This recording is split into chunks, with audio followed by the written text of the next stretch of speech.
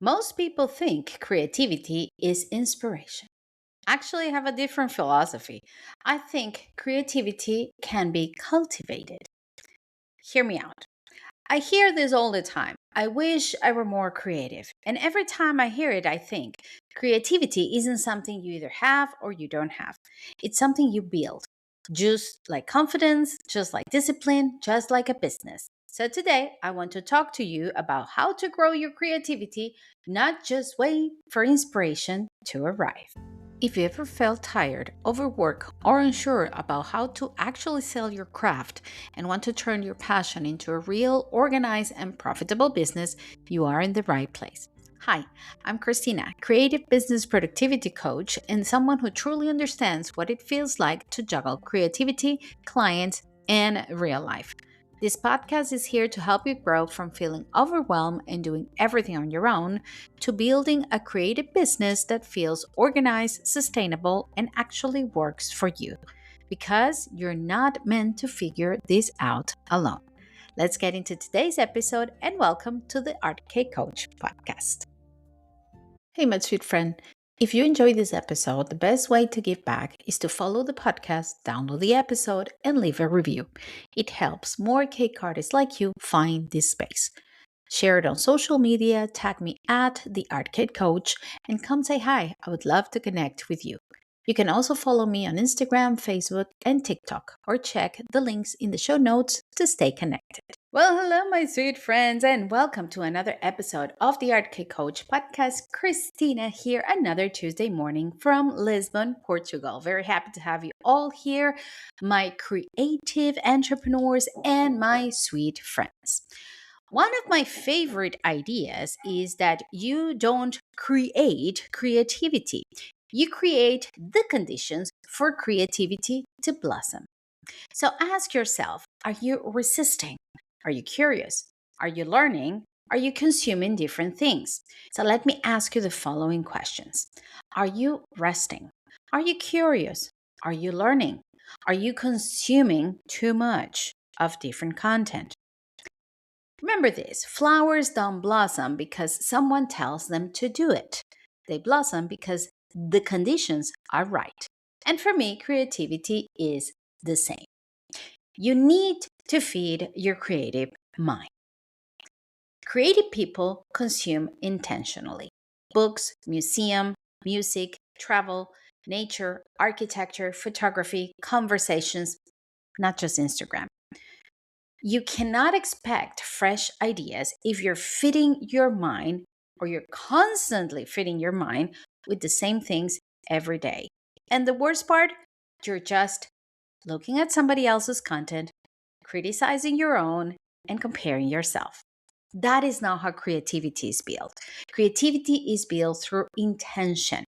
And you can intentionally consume content that is actually going to make you align with what makes sense to you. That is one way to feed your creativity. You need to harvest your ideas. This is something that almost nobody talks about. Ideas disappear. You need to capture them. Keep a notebook, voice notes, phone, sketchbooks. Keep it with you all the time. Creative people have thousands of ideas each day, but we tend to lose them because we don't act on them. So, next time you have an idea, just write it down. Keep a notebook, a voice note, something in your phone that you can just write it down. Anything that you see that calls your attention, you say, this makes me think of this thing. This made me think of a cake that I could create. Write it down. Don't listen. And at some point, go back to it because I'm sure beautiful things are going to come from it. Next, I want to talk to you about protecting your creativity. Creativity needs protection. It needs time, it needs silence, it needs space, and it needs rest. Constant notifications, overwhelm, stress, running against time doesn't help your creativity. And that is one of the main reasons why I talk about calm productivity, why I'm so obsessed about time management and creating that space for your creativity to bloom. Because that's what we are. We are creative beings. Constant social media overload, comparison, rushing, multitasking, all of these things, which are actually, if we're true to ourselves, what every single day of our lives looks like, are the ones that are killing your creativity. We often blame ourselves for not feeling creative, when in reality, we're never giving ourselves the opportunity to leave room for creativity and to breathe. Now, in the next part, I want to be talking to you about originality. Don't go anywhere, I'll be right back. Before we jump back into today's episode, I want to share one of cake artists' favorite resources for staying inspired and connected in the cake world, Delicious Magazine. Delicious Magazine is an international cake, cookie, and sugar art magazine available in both digital and print formats. In every issue is packed with inspiration for cake artists at every level. Inside, you'll find interviews, tutorials, competitions, giveaways, business tips, cake collaborations, industry trends, and features on some of the latest cake decorating products and artists from around the world. One thing I especially love is that they also showcase your creations through their community features, making it a beautiful space to connect and be inspired by other artists in the industry.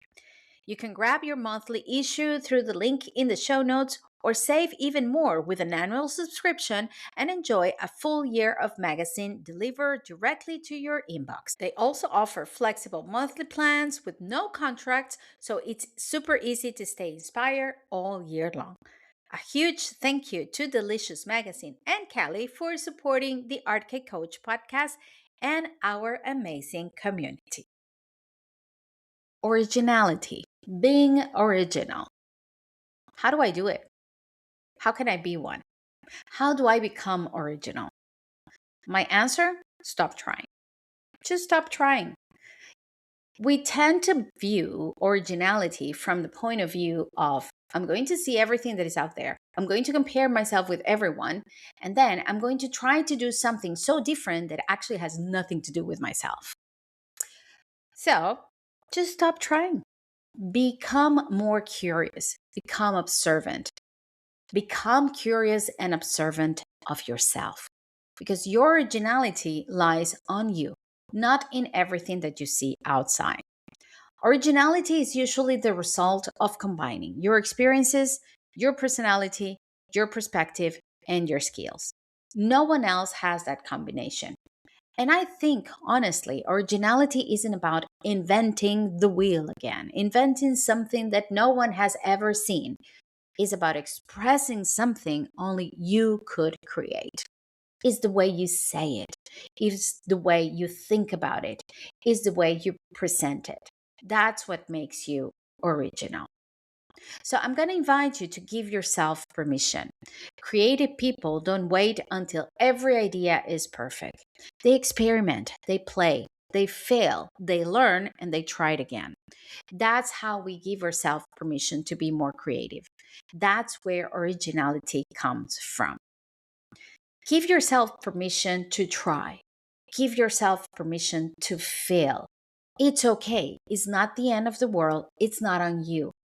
It's whatever it is that you're trying didn't work. It will work the next time because you are learning. And own your mistakes, own your learning curves, because that's where you're going to find that little bit of spark that is going to make you different, unique, and original. My creative friends, my creative entrepreneurs, and my sweet friends, maybe creativity isn't something you find, maybe it's something you project and you protect, something you feed, something you make room for. And maybe the most creative thing you can do this week is to give yourself permission to slow down long enough to notice the ideas that have been waiting for your attention. Creativity is healing. Creativity has been the core of my whole life, of all of my business, of all of the things that I do, because I can rely on that thing that makes me me, that gives me space to know who I am and to project that to the world. So protect your creativity. Whatever it is that you do, even if you think you're not a creative person, There is always a little spark in your mind and in your heart to tell you to do something, to protect that. That is where your true magic lies. I'm going to ask you one last question before we go. Where do your best ideas usually come from? Walking, driving, showering, gardening, traveling, cooking? Tell me about it. I have to tell you, my mind clears up so well when I'm showering. It's like all my ideas come into place. And there is a special place here around Lisbon that I go to when I need to recharge and connect with creativity. It's a city, it's a town called Sintra, and every time I go there, I feel recharged. I feel like my creativity is back on, and I'm bringing so many ideas and so many things to do. But most of the time, it lies on resting. Once I give myself permission to rest, everything comes clear. I tend to go and act on impulse sometimes, many times. Usually, when I have an idea that I feel that is more than just an idea, it's this magical spark. I write it down, I let it rest, I back up, maybe take a shower. If I can, I go to Sintra, and then I go back to the idea and I say, yes, this is worth doing. Yes, I'm going to work on this. So maybe you can find something like that for your creativity to bloom. And like I said before, if I had to write a philosophy on things that I truly believe, I think creativity is one of its pillars. Because with creativity, everything belongs: clarity, priorities, systems, balance. And it's not just because you guys are creative. It's not because I am creative. It's because creativity is a resource. Just like it is energy, just like it is time, money, attention. You can manage your money, we can manage our calendar, but nobody ever teaches us how to manage our creativity. And today, I just want to give you permission to do that. Manage your creativity, be creative, harvest it, protect it, because your business, your creative business, needs your creativity. It does. It really does.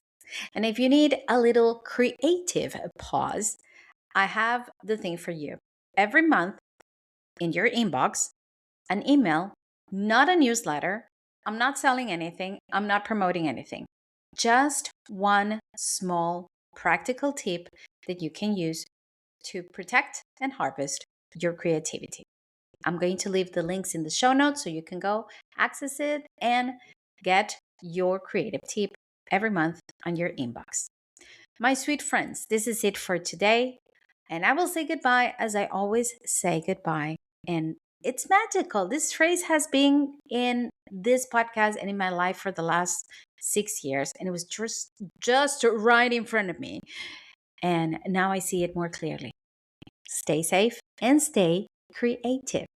I'll see you next time. Bye bye. If you've been feeling overwhelmed, unsure what to focus next, or like you're constantly busy but not really moving forward, the Art of Creative Business community is for you. Inside, you'll find all the help creative home business owners need to go from feeling scattered to actually having a clear plan, structure, and direction in their business. Remember, you don't have to figure it out your creative business alone. There is a lovely community waiting for you. It's where we talk about real things: mindset, time management, orders, burnout, but we're doing it while we're having fun.